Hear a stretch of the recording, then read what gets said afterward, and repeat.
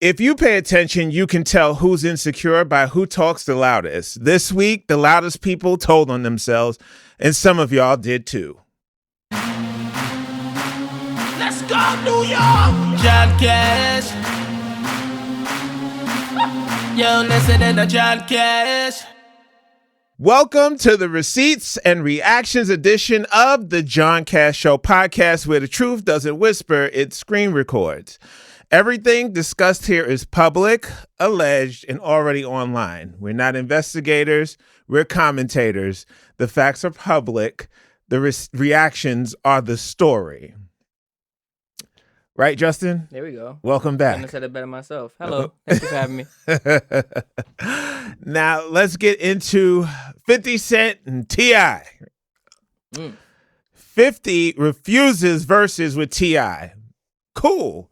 That's business. But then the temperature change. Tiny gets mentioned. King jumps in. And now we're not watching competition. We're watching ego maintenance. Y'all have to realize 50 does not fight for dominance. He performs dominance. He doesn't need to win lyrically. He needs to control optics. Because the moment he refuses verses, he frames the narrative. The moment he posts anything adjacent to your family, he escalates the stakes without saying much at all. Right, Justin? I'm a little out of the loop. I'm not going to lie. I didn't know there was some 50 Cent T.I. beef going on. Well, yeah. So apparently what had happened is 50 and, with the pandemic, the verses, it was the big commotion, right? So apparently T.I. wanted to go against 50 for verses, song for song, catalog for catalog. Apparently back channels, 50 and T.I. agreed. Okay. Now the time comes and 50 says, like, F out of here, pretty much. Why he do that? He doesn't want to do the verses with T.I. I guess he doesn't feel like it's anything beneficial for him. Damn. Because you got to realize he's very important. 50 and doing very some big busy. things right now. Yeah. He's very busy. Yeah. So I guess it wasn't beneficial for him. Mhm. T.I.'s all of a sudden, called him a punk and a pussy and all those things. And now he's released a new album, T.I., and he's going on the interview circuit and he's talking about it. So 50 was like, all right, I'm going to post Tiny. Now, he posts Tiny. Remember, him and Floyd Mayweather used to be close friends. At the time, T.I. and Tiny went through a little brief split. Tiny was allegedly in Floyd Mayweather's lap. So it's several underlying things. Even though he's beefing with Floyd Mayweather at the time, Yeah. he's a master of this. So. Yeah, man, this is a master of pettiness. The CEO of Petty Enterprises. Yeah, I'm not gonna lie. And I'm not too far behind. Now, jumping right back, T.I., on the other hand, is fighting for his legacy and for respect. 50 is fighting for psychological positioning. Those are two very different wars. Now, when you have King jumping in, that's when it stops being rap and it becomes, people would say, bloodline pride. Now, with King jumping in, I'm going to just summarize it really quick for those who haven't followed. A lot of people are saying that he's defending the honor of his mother, which is honorable. It's very honorable.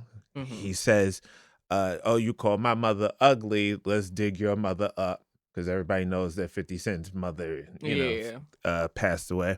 Oh, Lord. Let's dig your mother up and let's see how they both look. Oh, my God. Yes. So that's how it escalated. T.I. has released, I believe, 3 or 4 diss tracks.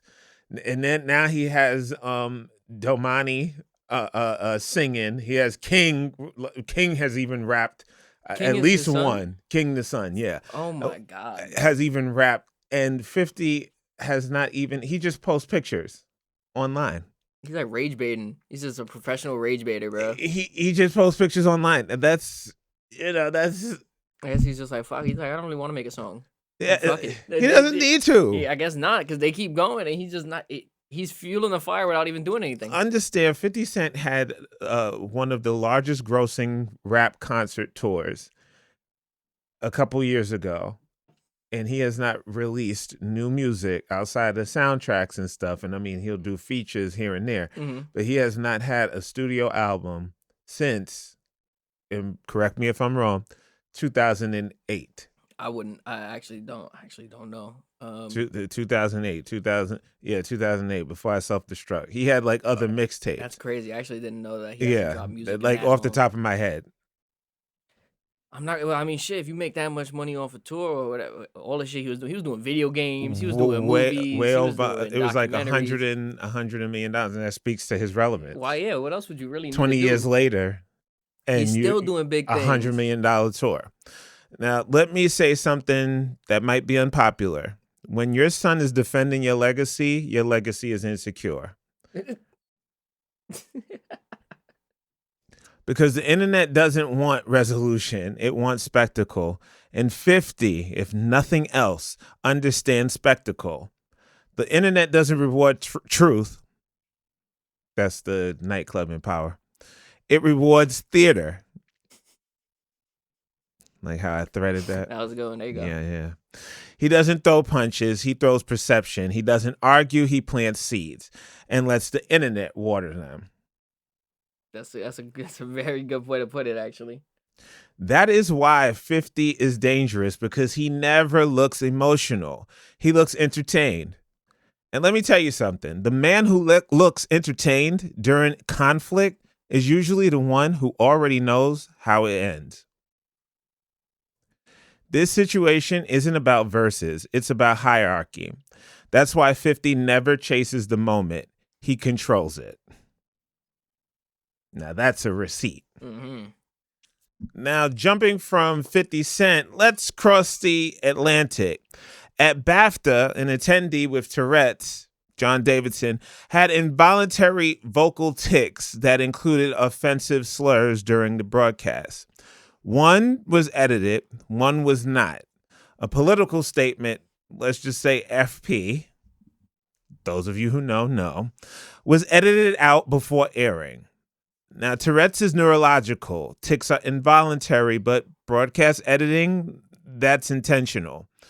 If you had time to remove one phrase, you had time to remove the other. So what determines survival? Risk, sponsors, advertisers, comfort. Now, award shows don't protect morality. They protect exposure. Censorship is not about morality. It's about liability. Everybody knows that edit button is power. And the person who controls what airs controls what history remembers. That's not conspiracy. Of course, that's media economics. If one word was too dangerous to air and another wasn't, that tells you which audience they're afraid of. That's a great way to put that. That's not neutrality. That's calculation. 100%. 100%. Fear edits faster than ethics. Now, of course, if you want commentary that doesn't sugarcoat, subscribe right now. Because we're not here for outrage, we're here for clarity. Free speech isn't free, it's curated. This is honestly. You're on top of it. Yes, always on top. Let's get into Cardi B and Stefon Diggs. And we're going to title this segment, Holiday Optics Don't Lie. Yo. This Cardi B situation is crazy. Now, let's talk relationships. Cardi B and Stefon Diggs have reportedly split. You know, I said something during the holidays. Well, actually, a little bit after the holidays in January. I said men reveal their priorities during the holiday season. And what did we see? Cardi posted herself with Stefon's baby, but there was no unified family portrait, no cohesive "this is us." And I said then that was interesting because, holidays are symbolic. Mm-hmm. They're when men solidify the optics, match your pajamas. Mm-hmm. Mm-hmm. They post what they're claiming. They present what they're building. And when the presentation feels fragmented, it's usually because the commitment is fragmented. Very well said. Always remember that holiday photos are not romance. They're press releases. Men reveal priorities in December. Damn sure not in February. If he doesn't claim you publicly when the lights are bright, he won't defend you when the lights go out. We're seeing that firsthand now. Yeah, so the more you know. Mm-hmm. Now, there are rumors circulating online alleging Stefon has multiple other children on the way. On the way? On the way. As is in addition allegedly to the one that was at the game? In addition to, yes. Oh, Lord, this guy's a genuine Nick Cannon. Let me be clear. Those are rumors. They're unconfirmed, but rumors don't grow in silence. They grow in ambiguity. That's one of my favorite words. I'm flexing my. I like that one. I'm flexing my vocabulary. You can tell a man's priorities by who he centers during public moments, not who he visits privately, not who he texts, who he presents. But women don't ignore red flags. They negotiate with them. The holidays told you everything, Cardi. That's a receipt. I didn't know there were signs even that early. I didn't pick any of those up. I said, and you could go on my social media. Mm-hmm. I said, Cardi, sweetheart, Cardi from the Bronx. Like, gotta get real with you for a second. I was trying to directly plead to her, like, baby girl. I mean, I get it.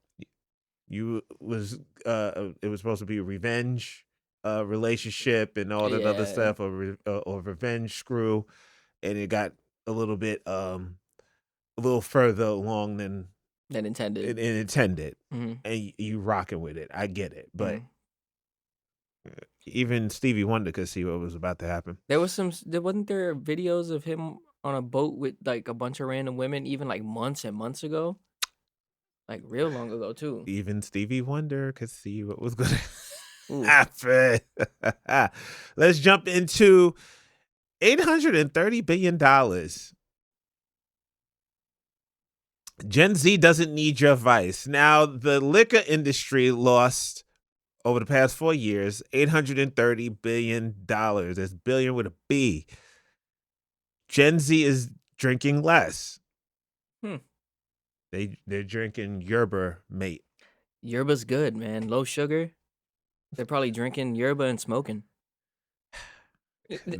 Drinking yerba, smoking herba. That's not morality. Older generations drank to cope. Gen Z documents everything. You can't sell escape to a generation obsessed with control. That's very well said. There might be something to that. Not gonna lie. Exactly. And when your life is archived, sloppy is expensive. Sloppy used to be a phase.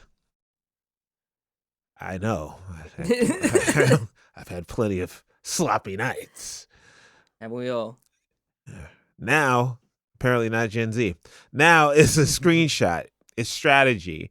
Industries that don't evolve with identity lose billions, such as the liquor industry. Mm-hmm. And if you're still thinking trends are random, you're already behind. That's my spiel. Share this episode with someone who still thinks kids these days don't know what they're doing. They do. You can't build a brand and black out at the same time. True that. Now we're going into the memoriam segment of receipts and reactions. We lost James Van Der Beek, who battled stage 3 colorectal cancer. He spoke openly about it, raised awareness. That's dignity in public. Mm-hmm. And we lost Jesse Jackson. Mm-hmm.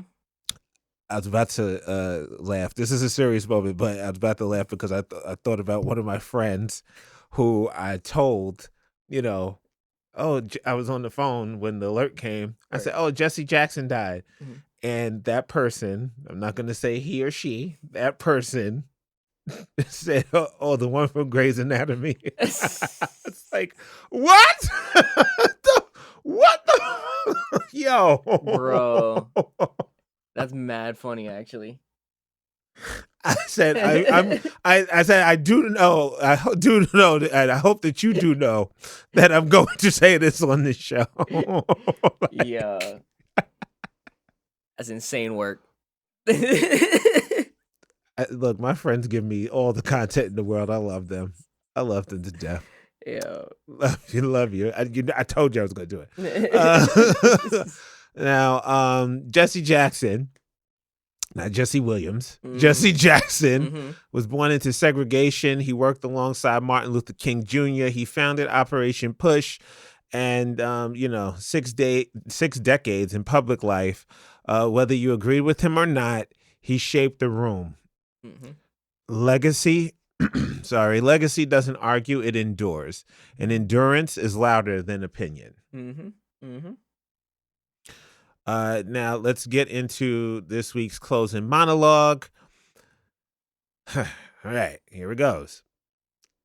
Ego is louder than talent. Image is easier than integrity. Most people choose the easier path. That's this week's receipt. Beautifully said. I know.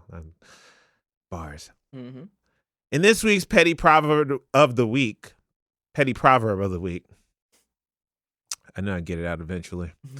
If it needs editing, it needs honesty. If you're still here, you value clarity. Subscribe.